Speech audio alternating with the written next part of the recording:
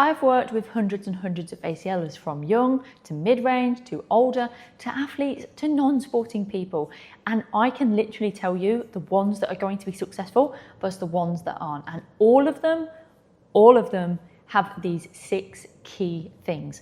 And if you want to know exactly how they recover so well and make sure that you are actually working on these key things, watch right until the end. Let's get into it. Number 1, I've had to write sticky notes so that I don't forget them, but they understand the surgery and the recovery. They are fully aware of the surgery. How many of you watching this video, in fact, comment below and let me know if you even know what type of graft you've got. You will be surprised. So many people have no idea about the graft. Hamstring graft, they don't know how it comes from the back of your leg and why you have that cut by your shin, because that's where your hamstring actually inserts. So knowing the surgery is a key thing, understanding the surgery type and actually starting to understand the rehab. So working with an expert ahead of getting that surgery. All of the best patients I've ever worked with see me before surgery. Not all of them, because I've had some fantastic patients who have found me for second opinions. But the ones that do really well are the ones that are with me 3 months, 4 months before they get that surgery, and they actually know what they're doing. They want to do it properly. They come to me and say, I don't want this to happen again. So you understand what surgery you're having, how the surgeon's going to do it, and what that rehabilitation process is going to look like. And you do not think, like so many people think, that surgery is that magic wand. Okay, number 1. Number 2, these types of people are realists. They are realistic in what they can do in a day. They have an understanding that if they've booked a holiday for 3 months post-op, that holiday will be a bit different for them. They won't be able to play the tennis, they won't be able to do the scuba diving, etc. They understand that not every day will look the same, and that challenges, crop up. You might have a bit of knee swelling. How do you deal with it? And being proactive. They understand that they can't go walking around supermarkets or shopping centres 2 weeks post-op, or go to football games or go to events, because do you know some of the biggest setbacks I see people make is because they just want to live their normal life. They clean their car at a weekend 4 or 5 days post-op. They're walking up and downstairs, they're walking their dog, they're going out on slippery surfaces. You are not being realistic in terms of what your body can actually achieve. They understand if they put the work in, they will get there. They don't think that by squatting 10 pounds one day, they can squat 100 pounds in the next week. They understand that that takes time. Number 3, they go all in on their rehab, quite literally. They understand that the only way to get them back to the things that they love is by doing rehab, good quality rehab. And they don't moan, they get on with it. They don't get bored, they don't get lazy, they don't have off days. They just do what is required.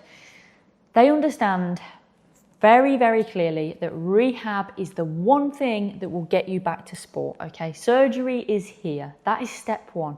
The rehab starts here, and that is what gets you back to sport, rehab. Good quality rehab.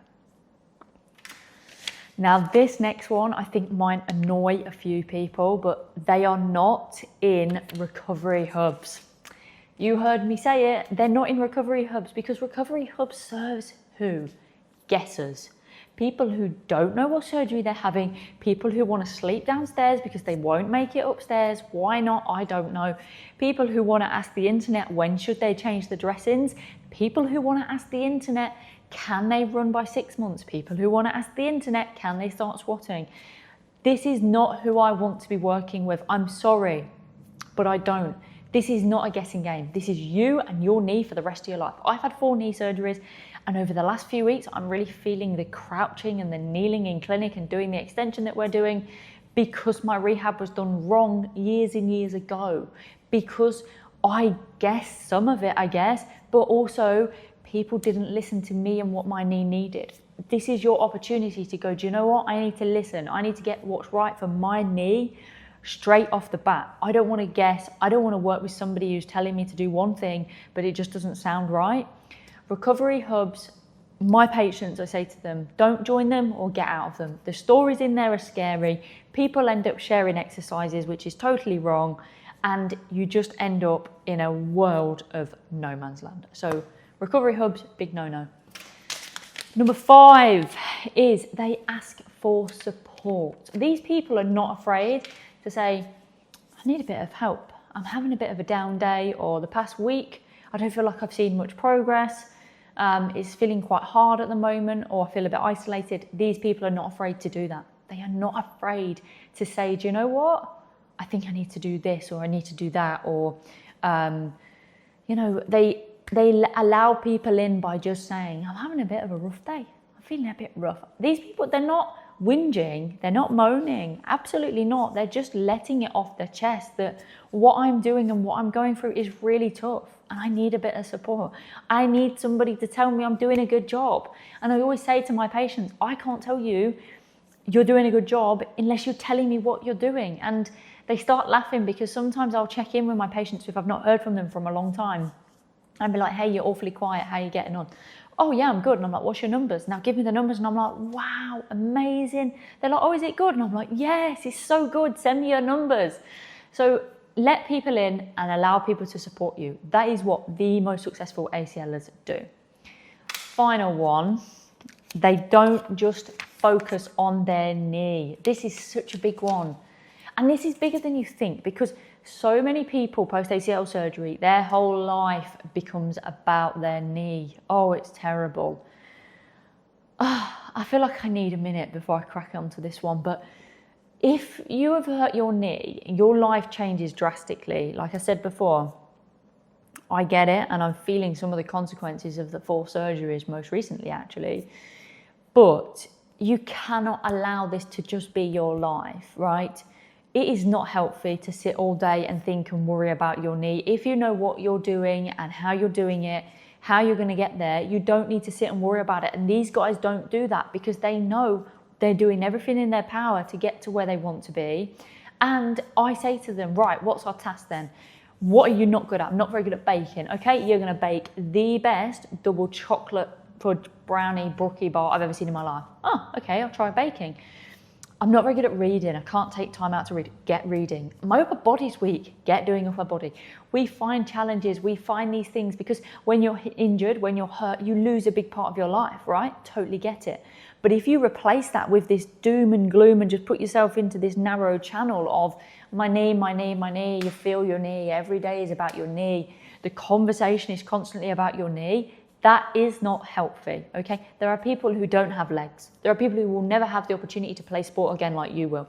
You have the biggest opportunity of your life to learn empathy, to learn how to be sympathetic, to understand what other people go through, and that life isn't easy on one leg essentially, and there's people that do it every single day of their life, and you have the biggest opportunity of all to come out of this better than the way you came into it. That's what I say to all my patients. That is, it wouldn't be a YouTube video, would it, if I got a word wrong? I thought I was doing well. That is my 6 key traits of the most successful ACLers.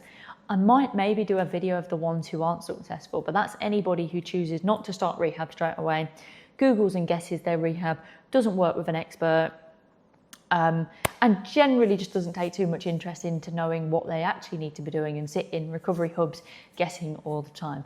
I am actually fully booked. I'm filming this video in October 2025. I am fully booked. I cannot accept any more one-to-one patients.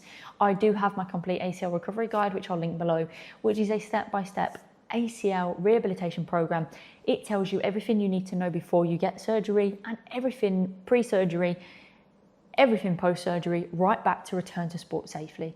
It's based on progression and you and your knee. So that means you're not guessing on the timeline, because guess what? Your knee doesn't know what week it's at. It knows what it's capable of. That's what's so special about the complete ACL recovery guide. I'll link it below. If you have enjoyed this video, please like and subscribe, because it tells me to keep coming out of my comfort zone and making these videos. I will hopefully catch you in the next one.